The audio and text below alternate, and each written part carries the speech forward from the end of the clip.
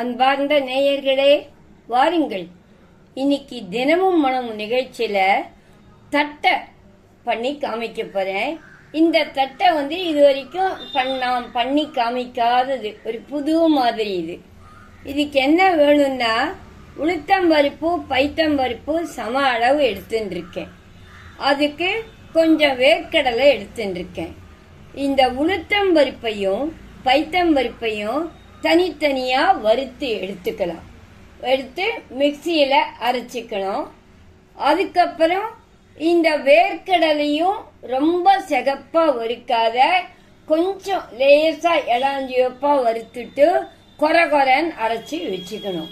இப்ப இத வறுத்து அரைச்சி வச்சுக்கலாம். முதல்ல உளுத்தம்பருப்பு வறுத்துக்கலாம். இத எண்ணெய் கொட்ட வேண்டாம், வெறும் வாணலிலேயே அப்படியே வறுத்து எடுத்துக்கோங்க.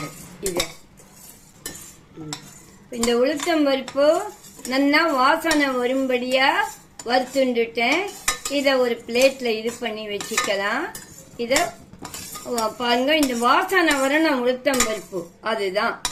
இப்போ பைத்தம்பருப்பை வறுத்துக்கலாம். அதே மாதிரிதான் பைத்தம்பருப்பும் கொஞ்சம் சிகப்பா வறுத்துக்கணும். உளுத்தம்பருப்பு வாசனை தெரியும், இந்த பைத்தம்பருப்பு ரொம்ப வாசனை தெரியாது. இளம் சிகப்பா அதை வறுத்துக்கணும்.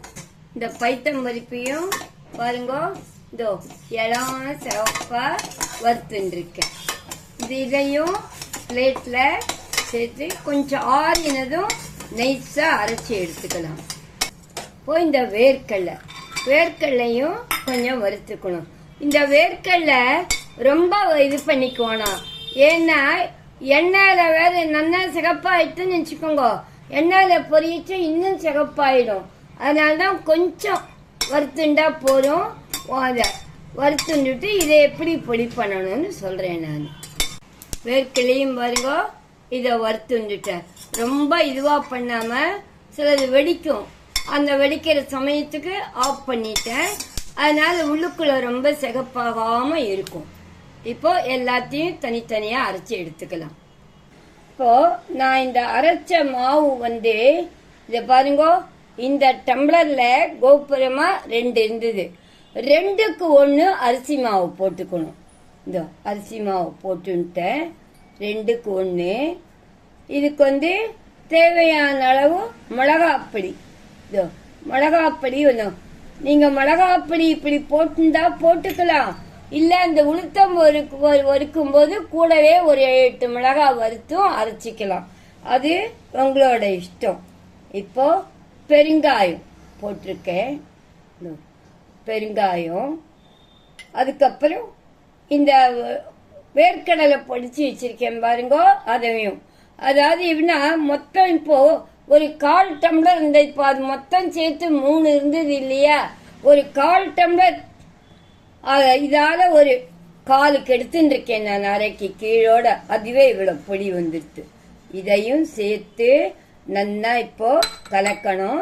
இதுக்கு தேவையான அளவு உப்பையும் போட்டிருக்கேன். போட்டு கலக்கலாம். இப்போ எல்லாத்தையும் இது பண்ணிட்டு நல்லா கலந்துக்கலாம். இது ஜலங்குட்டி வெண்ணெய் முக்கியம் இதுக்கு. இப்போ அந்த மொத்தமே 3 டம்ளர் ஆச்சு இல்லையா, இதோ இந்த ஸ்பூனால ஒரு 3 ஸ்பூன் வெண்ணெய் போட்டுக்கலாம், போரும் அதுக்கு. இப்போ எல்லாமே சேர்த்து கலக்கிறேன் நான்.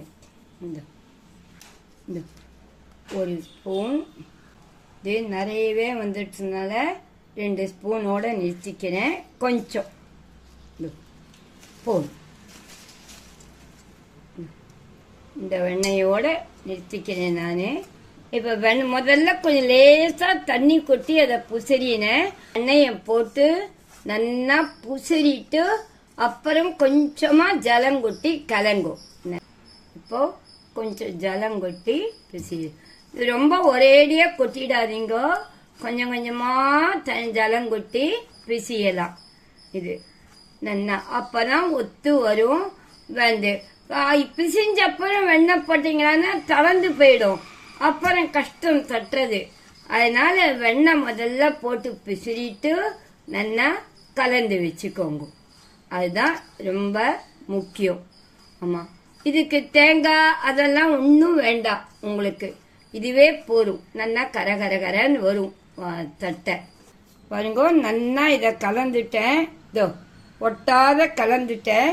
இது ஒரு 20 நிமிஷம் அல்லது அரை மணி கொஞ்சம் மூடி வச்சிடுங்க. அப்புறமா இதை தட்டலாம். நல்லா இப்போ அரை மணி நல்லா ஊறிடுத்து. இப்பவும் பாருங்க நல்லா இருக்கு. ஊறினாதான் நல்லா இருக்கும். இப்ப இத ஒரு சின்ன சின்ன உருண்டையா உருட்டி வச்சுக்கோங்க. அப்பதான் உங்களுக்கு தட்டுறதுக்கு ஈஸியா இருக்கும். ஒரு ஈடுக்கு ஒரு 5-6 உருண்டைன்னு இந்த மாதிரி பண்ணி வச்சுக்கோங்க. பண்ணிட்டு தட்டலாம் நல்லா. ஆமா, சின்ன சின்னதாகவும் பண்ணலாம், பெரிசாவும் பண்ணலாம், உங்களுடைய சௌகரியம் அது. இந்த வாழலையில எண்ணெய் தடவி வச்சுட்டு இருக்கேன். எண்ணெய் தடவிட்டு தட்டினாதான் உங்களுக்கு ஒட்டாத எடுக்க முடியும். இப்ப தட்டலாம். இத பாருங்க, உங்களுக்கு தட்டுறதுக்கு ரொம்ப ஈஸியான வழியும் இருக்கு. ஒரு டபரா எடுத்துட்டு அத்தால அமுக்கிட்டீங்களா நல்லா யூனிஃபார்மா வரும். அது உங்களுக்கு நான் வாழை இலையில தட்டிருக்கேன். நீங்க இந்த மாதிரி ஒரு பிளாஸ்டிக் பேப்பர்ல தட்டும் போது டபரா வச்சு தட்டினீங்களா நல்லா வரும். இந்த பாருங்க எப்படி தட்டிருக்கேன் பாருங்க. நல்லா இந்த மாதிரி தட்டணும். மெல்லிசாவும் தட்டிக்கோங்க.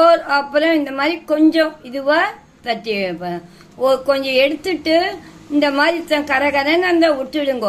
இல்லைன்னா மெல்லிசா தட்டிக்கலாம். நான் திட்டமா தட்டியிருக்கேன் இதை. இப்போ எண்ணெய் காஞ்சிடுத்து. இப்போ தட்டினதை போடுறேன்.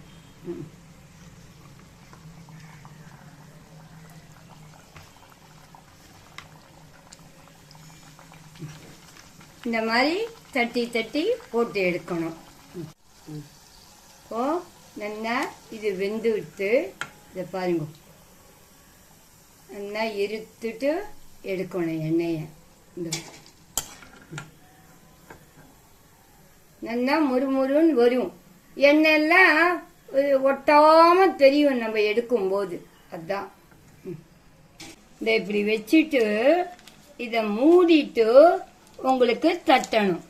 தட்டினா நல்லா வரும். இத பாருங்க எவ்வளவு அழகா வந்திருக்கு.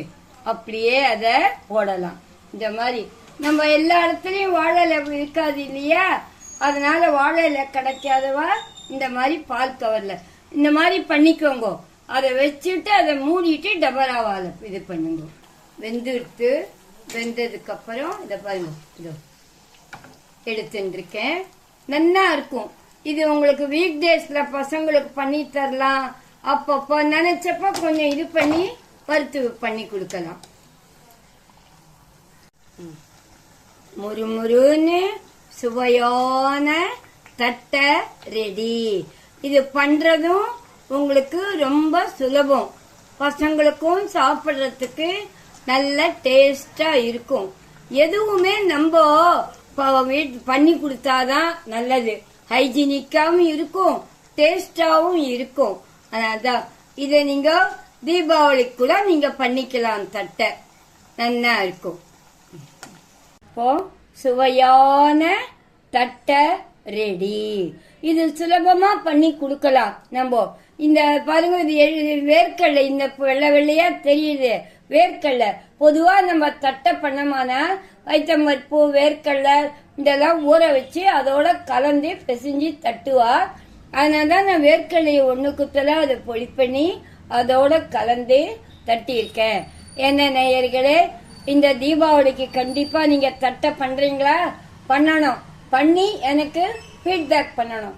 இந்த வீடியோ பிடிச்சுதானா கண்டிப்பா எனக்கு நீங்க ஃபீட்பேக் பண்ணணும். மீண்டும் அடுத்த நிகழ்ச்சியில் உங்களை சந்திக்கும் வரை உங்கள் கனகா பாட்டி.